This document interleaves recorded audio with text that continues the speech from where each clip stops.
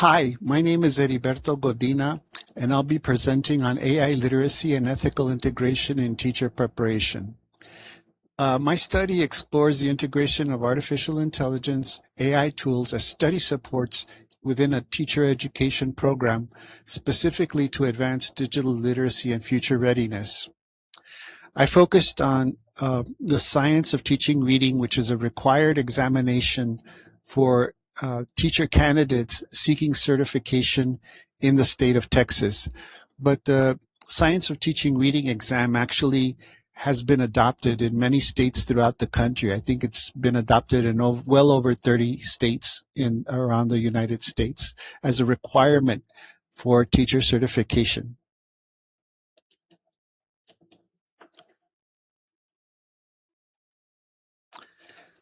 The exam itself is a high stakes curriculum. So because if teachers don't, or future teachers don't pass this exam, they can't be certified to teach. So this is a very kind of important exam. It's also a very difficult exam. It's a 5-hour long exam. And my goal was to help students kind of study and prepare for this exam so that they can become certified as teachers. Many of my students were first generation college students. It was their first year in their first experience attending university, not their first year. Most of them were either juniors or seniors, and they were getting ready for becoming teachers, but they had to get through these certification exams. But many of them were first-year college graduates. There's a noticeable digital literacy gap in that many students were not familiar with the components of AI, especially when I first began the study. And I have a paper where it's actually free, and it's on the International Journal of Technologies and Learning, and this is published by the Learner Research Network. So if you look up my name, you can get it downloaded for free. And basically, this paper builds upon those findings. So it kind of builds upon my initial findings, using AI with teacher candidates to pass this teacher certification and addressing the digital literacy gap. I'll also make available my PowerPoint it should be downloadable there.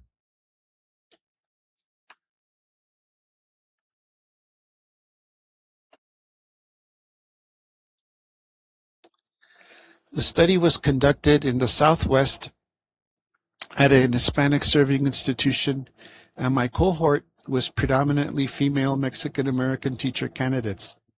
The study, of course, I had already mentioned, focused on the science of teaching reading. And this involved a kind of an iterative reflexive cycle that's a component of action research. I felt that action research was really the best methodology to address this type of study because, AI is taking over everything.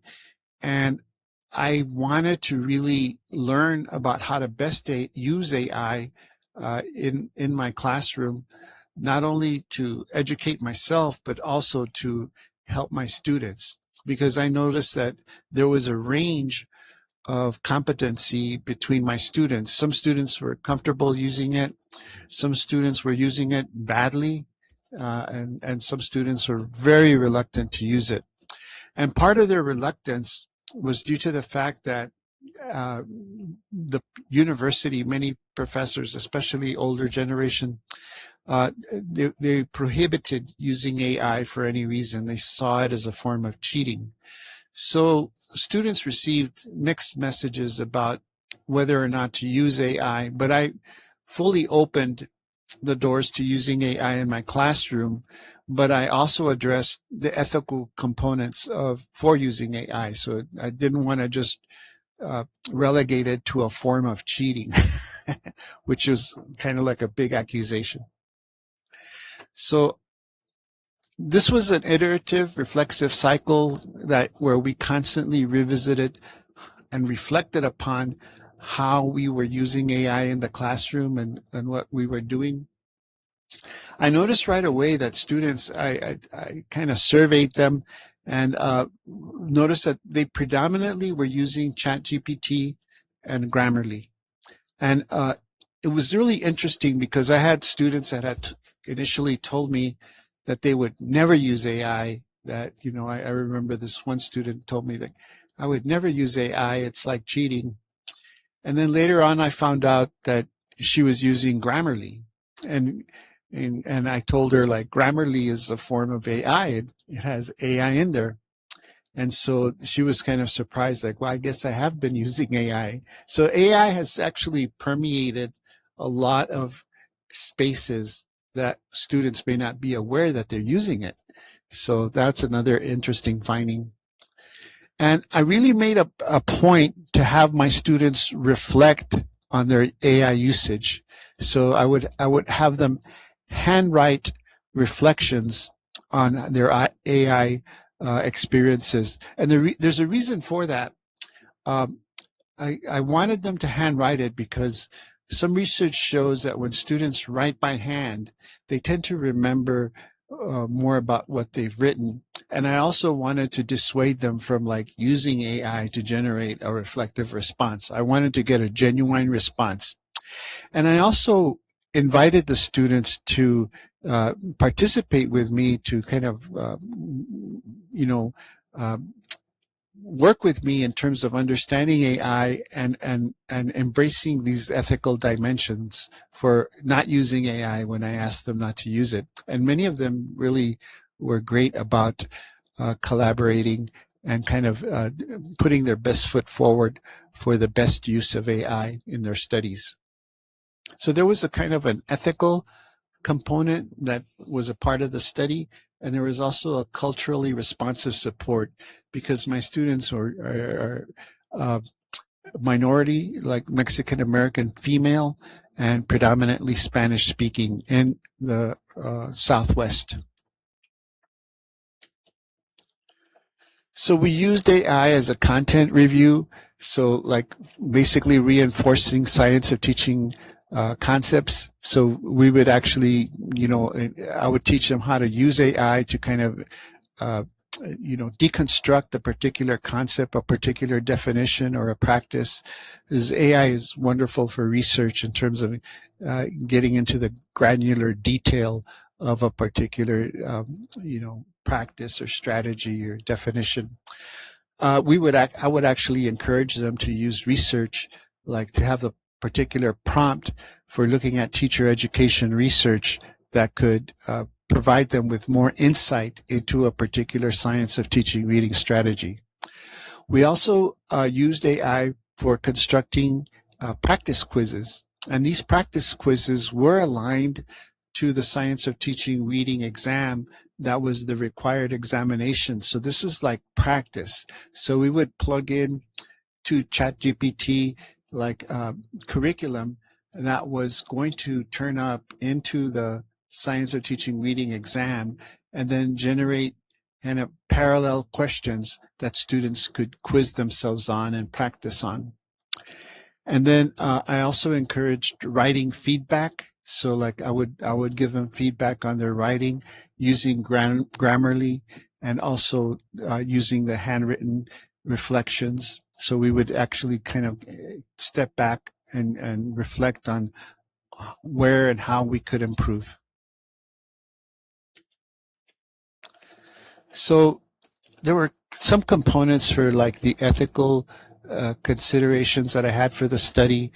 One of them was academic integrity and getting students to understand that AI is not a form of cheating and you shouldn't be using it as a cut and paste model, but that you have to kind of use AI in a very thoughtful way. I also encourage them to cite their AI usage. So, we went through like how to cite, do an APA citation for their AI usage, and I encouraged them to do that.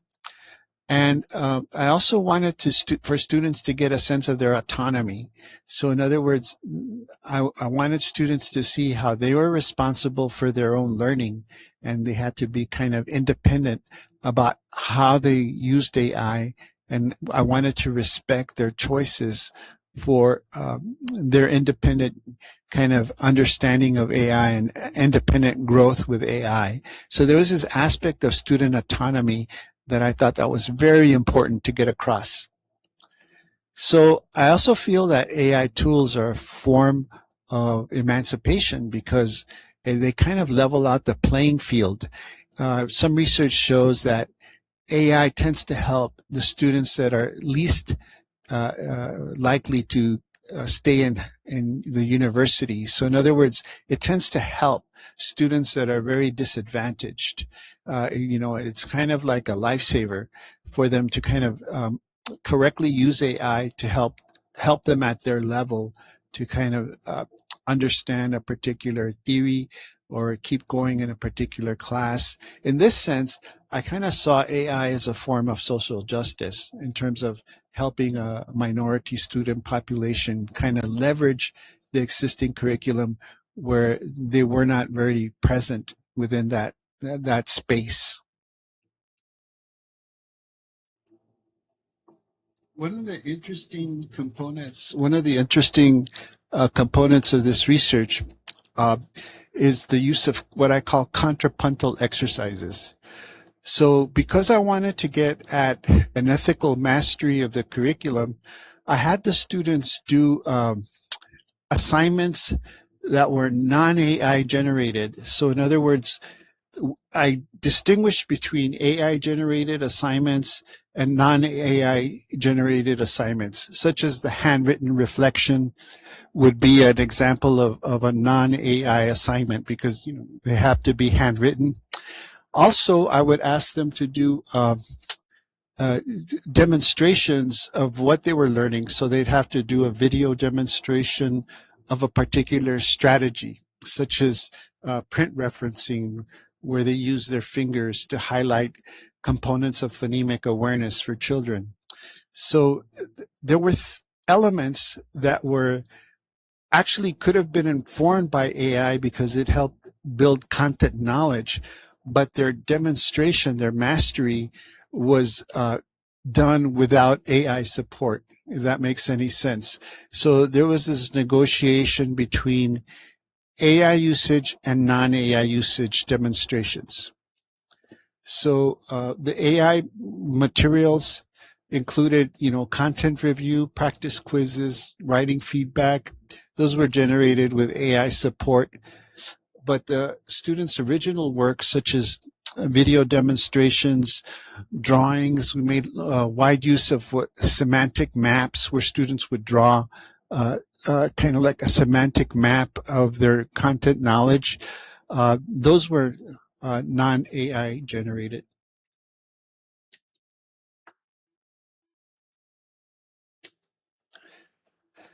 So initially students had apprehension when I first began the study. So they were apprehensive about doing this work. And then as they began to do more work, they gained confidence in terms of using AI. And also, I think that one of the things that really evolved in this kind of second phase of the study was the use of contrapuntal exercises, where I began to refine that curriculum, where I wanted to see this duality, this negotiation between AI and non-AI work. And secondly, I I wanted students to actually understand the complexity of prompt design. So definitely we got into more uh, kind of like the characteristics of an effective prompt, right? So that would really help them kind of fine tune how they approached AI rather than asking kind of a very simple question. I showed them how they could actually integrate kind of complex variables that would address exactly what they needed to learn. So prompt design was actually an important component.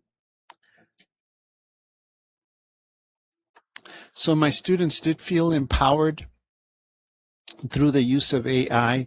Many of them were kind of very pleased with how I was one of the few instructors at this university that allowed students to use AI. But also, I felt like we did a really good job of recognizing ethical standards, such as showing how AI can be cited and, like where and when you can use it as an assist and a support rather than a substitute for your knowledge. And I should mention that the Science of Teaching Reading exam is an exam where you cannot take AI with you. So I constantly emphasize to students that whatever they learned using AI, that was it. They were going to have to take that into the examination room by themselves, and whatever is between their ears and their brain, that's what they're going to demonstrate in terms of their mastery of science of teaching reading curriculum. And finally, I kind of felt like this was important for them because many of these teacher candidates were really set on becoming a teacher. And unless they passed this exam, they were not going to succeed there. So I was really pleased to see them gain confidence in terms of passing the exam and succeeding at passing the exam. I think that there's a range of students, right? I've been asked about how this translated over to student success on the examination. And by and large, it did help a lot. But I wanted to say something about the characteristics of the students that would use AI effectively. And I would consider those to be a kind of like mid-range students. I think those are the ones that are most at risk of not passing the Science of Teaching Reading exam and kind of being dissuaded from pursuing a teaching career. So I would say that AI tended to help middle of the pack students more than say advanced students that were kind of very intellectually precocious and could handle kind of like this very rigorous testing regime for this particular subject. And of course, there's always going to be some students that are going to be challenged in terms of test performance. So I would say that AI usage tended to help students that maybe were a little bit reluctant about what they were getting themselves into it at first, and how AI really helped them understand the more complex components of the curriculum. So I felt that AI is kind of like an equitable literacy practice that for preparing future educators. So I felt like this helped leverage kind of like a student population that may not have succeeded otherwise. And I hope to continue to use AI and explore how students can learn through AI usage. Thank you for letting me share some of these components of this study, and I encourage you to download the paper that's available at the Learner Research Network at the International Journal of Technologies and Learning. So you can look up my name there and get a free copy of that paper. Thank you.